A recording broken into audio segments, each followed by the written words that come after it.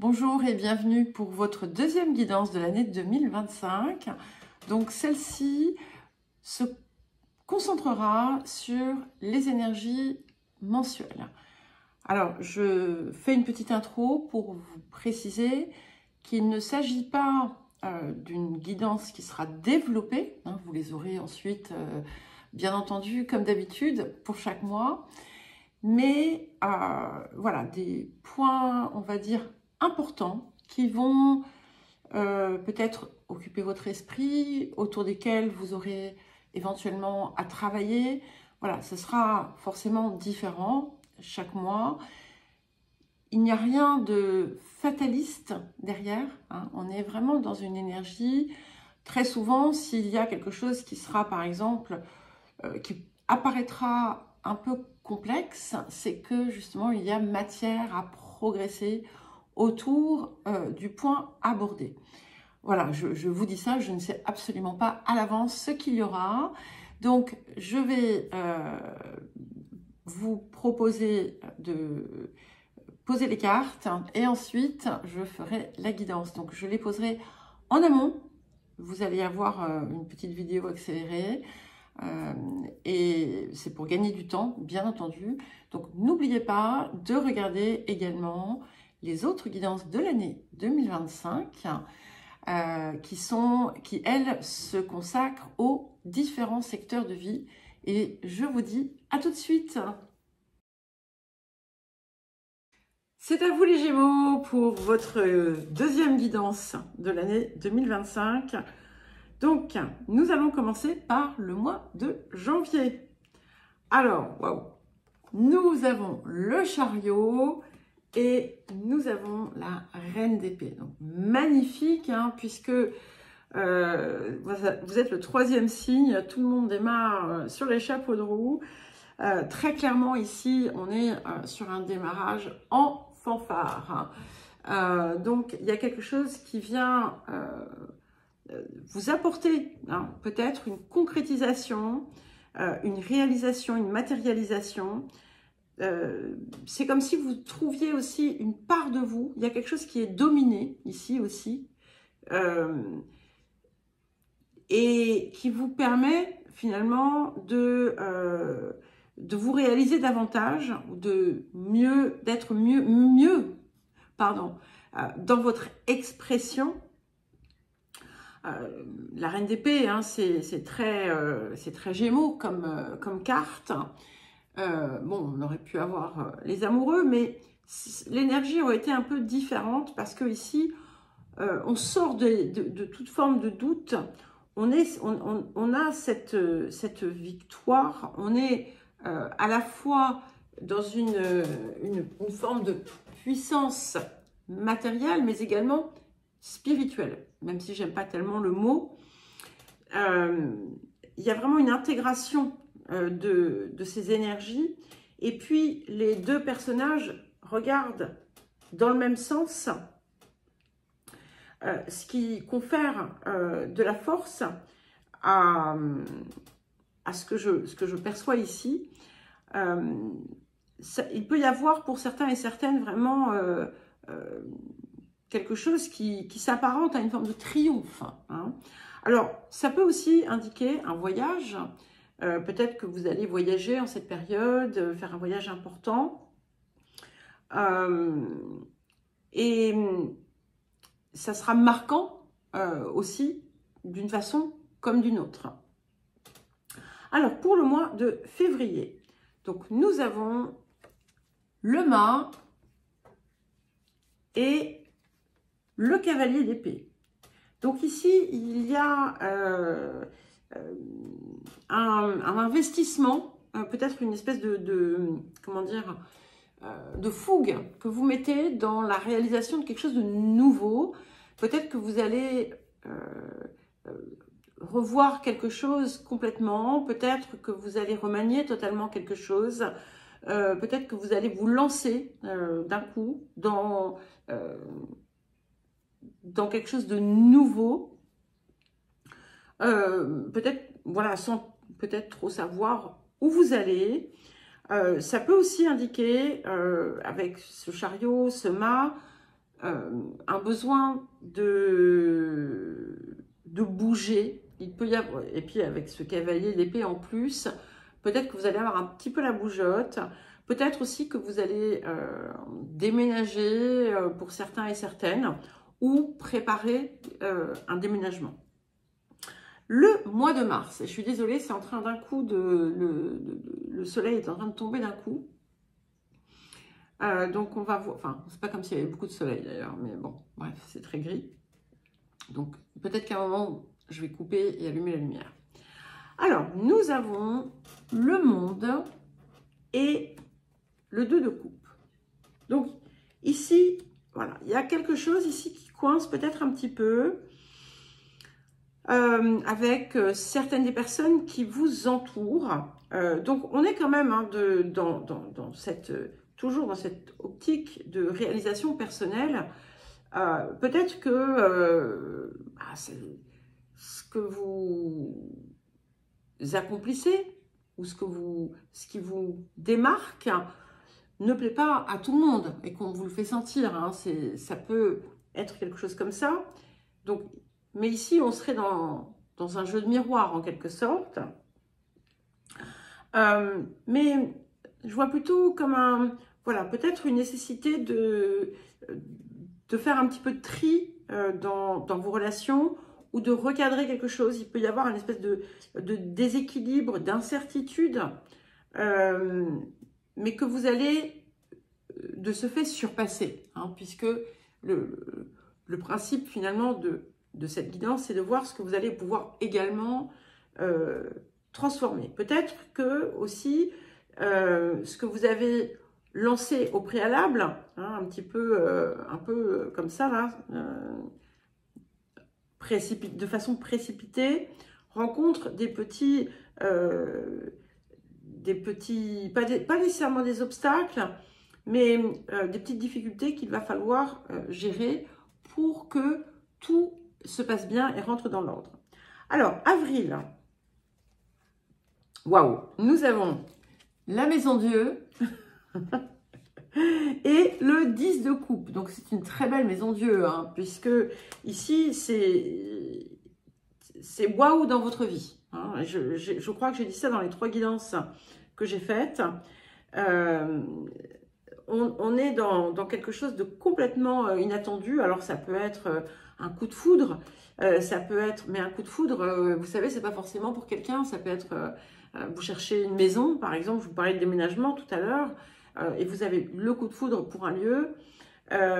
Ça peut être un changement radical dans votre vie, un bouleversement, mais heureux hein, dans votre vie, qui vient finalement tout aussi remettre à sa place, tout ce qui était finalement épars, déconstruit, tout vient se rassembler, se réunir pour vous apporter le bonheur tant attendu, en quelque sorte. Hein. Donc, on a cette idée, effectivement, de changement, mais c'est un changement qui vous apporte la plénitude. Voilà. On a cette idée de plénitude. Et tout ce qui avait pu être un petit peu chaotique ou chahutant le mois précédent va rentrer dans l'ordre, voilà, instantanément. Le mois de mai, nous avons le battleur et le 6 d'épée. Alors, bon, ici, ça peut être, là encore, quelque chose qui vient un petit peu vous tirailler, vous contrarier. Peut-être que... alors, il ne faut pas oublier que ça peut très bien être des choses qui ne vous concernent pas directement, même si elles vous touchent. Hein, ça peut être des choses qui se passent à l'extérieur de vous et qui vous affectent. Je vous donne un exemple. Bon, là, vous savez, donc j'ai perdu mon papa l'année dernière. Enfin, cette année. Je vous parle comme si on était déjà au mois de juin de l'année dernière, de l'année prochaine. Donc, j'ai perdu mon papa en septembre. Et il m'avait appelé donc, voilà, pour me dire quand il était hospitalisé. Puis ensuite, je l'ai accompagné pendant tout le long de la maladie. Voilà. Et forcément, en début d'année, je m'étais fait une guidance comme ça. Et je me disais, mince, alors qu'est-ce que c'est qui va m'arriver? Ben, moi, il ne m'est rien arrivé, même si ça a impacté ma vie, vous voyez. Donc, c'est pour ça, c'est toujours prendre les choses avec des pincettes. Et puis, parfois, ça peut être anodin, parce qu'il ne faut pas oublier que ce que l'on nous montre, je vous le répète, ce sont les choses qui vont nous faire grandir ou que l'on va dépasser. D'accord? Donc ici, ça peut être quelque chose de nouveau que vous avez entrepris, qui réclame votre attention. Peut-être que vous doutez, peut-être que vous rencontrez une forme d'opposition aussi. Peut-être que vous apprenez des choses qui ne vont pas forcément vous réjouir. Et attention, il n'y a rien de dramatique, d'accord? Ça peut être aussi une forme d'animosité. Alors, l'animosité peut être celle que vous ressentez ou celle que vous exprimez, d'accord? Le mois de juin. Alors, nous avons la justice et le roi de bâton. Donc ici, c'est très joli parce que finalement, tout ce qui avait pu être peut-être un petit peu chaotique, hop, se remet à l'équilibre. Et on retrouve une très belle énergie puissante, une énergie de force, une énergie d'entrain et qui permet finalement peut-être de dépasser tout ce qui a pu auparavant être un petit peu chaotique. Juillet, je pense qu'il va falloir que j'allume la lumière hein, parce qu'il fait vraiment sombre. Donc, nous avons l'empereur et le 6 de bâton. Alors, ici, là, comme on a un 6 ici, un 6 là, j'ai un peu l'impression qu'il y a quelqu'un qui pourrait chercher à remettre en question quelque chose qui est à vous ou quelqu'un qui vient un petit peu troubler votre, comment dire, votre quotidien, votre vie. Peut-être que vous pouvez aussi rencontrer à ce moment-là des problèmes dans votre lieu de vie. Si notamment vous avez déménagé, peut-être que vous allez vous rendre compte qu'il y a quelque chose qu'il faut faire. Ou peut-être que vous avez lancé des travaux et puis vous avez des problèmes avec un des intervenants. Il y a quelque chose, ici on est quand même un petit peu pris dans une situation qui tiraille. Voilà. On n'est pas forcément dans de la discorde et encore une fois, ça peut être pour vous, tout simplement, à l'intérieur de vous, quelque chose qui vient quelque part finalement vous obliger à soit revoir votre position, soit à trouver une manière différente de vous positionner. Il y a quelque chose qui peut aussi être en lien avec l'autorité. Il peut y avoir quelqu'un d'autoritaire autour de vous. Quelqu'un, alors ça peut encore une fois être quelqu'un aussi qui partage votre vie, qui est aux prises avec certaines petites difficultés. Hein. Mais voilà, ça ne veut pas dire que, comment dire, ça ne veut pas dire que tout est impacté par ça. Hein. Peut-être aussi que vous avez du mal à trouver l'équilibre dans toutes les zones de votre vie. Peut-être que vous travaillez trop, peut-être que vous ne travaillez pas assez, j'en sais rien. Pour certains et certaines, il pourrait y avoir aussi des discussions autour d'une succession. Alors, le mois d'août. Bon, écoutez, hein, tout rentre dans l'ordre puisque nous avons le soleil et le valet de bâton. Alors, il peut y avoir pour certains et certaines même une demande en mariage. En tout cas, on est dans l'expression de votre vérité Et puis, il ne faut pas oublier que les 6, ce sont aussi des, comment dire, des arcanes, enfin des avatars des amoureux. Donc, ça nous permet aussi de minimiser l'impact négatif, s'il y en avait un de ce mois de mai et de ce mois de juillet, pour au contraire vous renforcer dans votre expression qui de toute façon trouve son apogée ici au mois d'août. Hein. On a quelque chose ici qui vient vraiment grandement vous réjouir, qui vient vous apporter une intense satisfaction. Pour certains, ça peut être aussi un voyage que vous allez faire au soleil qui va vous faire du bien. Bon, après, c'est un peu le mois d'août, hein, donc voilà. Mois d'août, soleil, normalement, quand tout se passe bien. Ça peut être, peut-être que vous allez apprendre une union, un mariage. Ça peut être, encore une fois, le vôtre. En tout cas, ça peut également indiquer comment dire, des nouvelles très favorables autour de votre réussite. Alors, le mois de septembre, waouh, nous avons la mort et le 3 de coupe. Donc ici, on arrive vraiment à une idée de quelque chose qui a pu être un petit peu, effectivement, complexe, qui s'arrête et qui vient vous apporter vraiment un grand bonheur. Vous allez vous sentir parfaitement, encore une fois, comme je vous l'avais dit précédemment,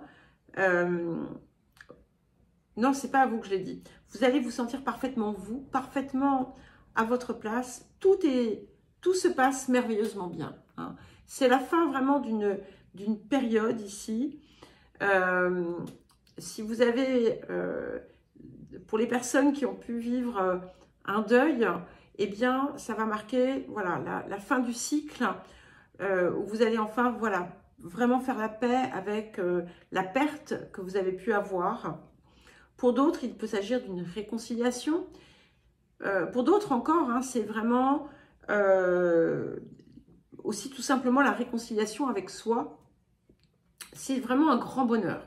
Voilà, aussi, tout simplement.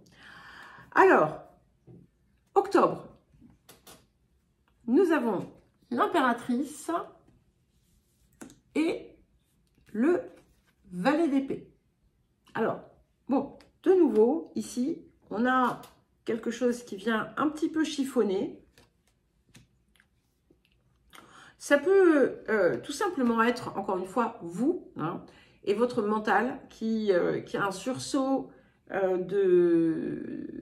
comment dire, d'activité ici, et vous commencez à, on va dire, à projeter des choses qui sont des illusions, hein, parce que à partir du moment où on se projette dans quelque chose, ce n'est pas la vérité, puisqu'on n'y est pas. Hein. Donc, quand on se fait des films, hein, comme on dit, donc ça peut être très représentatif de ça. Ça peut aussi être quelque chose que vous découvrez qui ne vous fait pas particulièrement plaisir. Ça vous pousse aussi à faire attention à votre verbe, hein, à veiller à ne pas nourrir d'émotions négatives. Donc, il va y avoir peut-être un travail autour de ça à mener pour certains et certaines d'entre vous. Pour d'autres, ça peut être l'investigation de quelque chose, ça peut être voilà, quelque chose qui vient, que vous avez besoin d'aller explorer pour pouvoir avancer autrement. Novembre. Waouh. Donc, si jamais il y a un petit souci, c'est rien de méchant. Hein. Tempérance et 9 de coupe. Donc, accomplissement encore. Donc, des transformations, c'est une année pour vous aussi de grands changements. J'ai l'impression que vous allez mettre en place plein de choses. On a quand même le 9 de coupe, le 10 de coupe, le 3 de coupe. Et puis, toutes ces jolies cartes de réussite quand même, il faut le dire. Il peut y avoir si par exemple, il y avait eu une discorde familiale ça va rentrer dans l'ordre. Je vous dis ça, hein, toute forme de discorde, ça rentre dans l'ordre. Si vous avez pu vous sentir blessé par quelque chose, cela, là aussi, va rentrer dans l'ordre. En tout cas, on a cette idée de quelque chose qui vous mène à un bien-être extraordinaire, où tout est à l'équilibre, finalement, dans votre vie. Et c'est un petit peu, c'est comme si vous aviez finalement atteint le paradis sur Terre et que votre vie, ce soit cela. Alors, pour le mois de décembre, nous avons le jugement et le 10 de denier. Donc ici, on a vraiment un couronnement pour vous, une réussite extraordinaire pour ce qui vous intéresse. Hein, voilà, ça sera différent pour chacun. En tout cas, si vous attendez de l'argent, ça peut être une très grosse rentrée d'argent, ça peut être une réussite professionnelle, une réussite amoureuse, peu importe. Mais c'est quelque chose qui est juste aussi, quand je dis juste, c'est-à-dire qui est véritablement pour votre bien supérieur. Hein. Et on a vraiment cette idée d'une année qui va être extrêmement réussie, dirait-on, et qui, comment dire, qui vous apporte la complétude. Hein. Et peut-être que certaines choses qui ont pu être un petit peu compliquées, parce qu'il y a toujours des choses compliquées, hein, on a tous cela, même si je ne vois pas une année compliquée, bien entendu, eh bien, tout ce qui a été dissonant, pouf, ça se dissout. En tout cas, on a cette idée d'un accomplissement majeur. Et peut-être que quelque chose dont vous aviez rêvé pendant très longtemps va se réaliser au cours de ce mois de décembre. Alors, qu'est-ce qui va marquer, finalement, impacter l'année de façon importante? Nous avons la force et le 10 d'épée. Donc le 10 d'épée dans le tarot de Marseille, pour moi, est une carte très positive. Nous avons 3 10, d'accord? Donc pour moi, c'est très important. 10 de coupe, 10 de denier, 10 d'épée. Le 10 d'épée apporte des solutions rapides. C'est une carte de victoire, de dépassement aussi, puisqu'on est sur la force. Donc tout ce qui a pu, effectivement, au préalable, même les années passées, venir vous chahuter, devrait pouvoir trouver sa résolution, notamment quelque chose avec lequel vous avez pu vous battre, quelque chose avec lequel vous avez pu lutter, et qui va enfin se terminer. C'est vraiment une année de réalisation puissante pour vous, les Gémeaux. Eh bien, écoutez, je vous souhaite une très belle année 2025. Je vous embrasse et je vous dis à très vite.